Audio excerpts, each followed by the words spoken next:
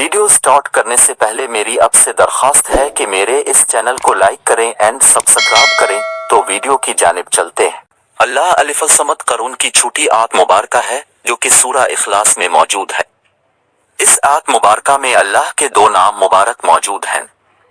एक इस्म ज़ात है यानी अल्लाह का ज़ाती नाम है और दूसरा अल्लाह का सिफाती नाम अल समद है। अल्लाह अल समद को इस्म आज़म माना जाता है जिसके मानी अल्लाह बेनियाज है।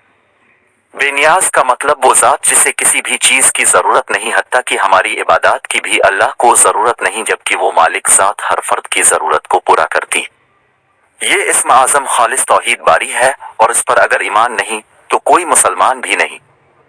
करून की वो सूरा मुबारका जो सारी की सारी तौहीद बारी ताला और इस्लाम के अकायद का निचोड़ है वो सूरा इखलास है और सूरा में मौजूद सबसे अहम और ख़ास आयत मुबारका जो कि सूरा इखलास का बुनियादी मफहूम है वो अल्लाह अल समद है। अल्लाह अल समद चूँकि इस्म अतम है इसलिए इसके फ़ज़ाइल बरक़ात को मुकम्मल तौर पर कोई भी बयान नहीं कर सकता।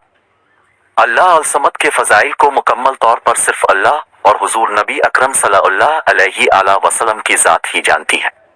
हमारा मौजू चूँकि अल्लाह अल समद का, लिहाजा इस आर्टिकल में आपको इस्म आज़म अल्लाह अल समद का एक आसाक वजीफ़ा बताया जा रहा है जिसकी बरकत से आपके अल्लाह की गैबी मदद के दरवाजे खिल जाएंगे और आपकी हर हाजत गैब से अल्लाह की मदद से आपको हासिल होने लग जाएगी।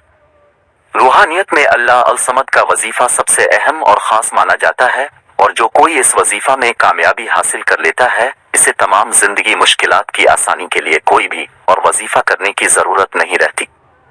अल्लाह अल समद का वजीफ़ा को रूहानियत के बेहद पर असरार राजों में से एक ख़ास राज माना जाता है।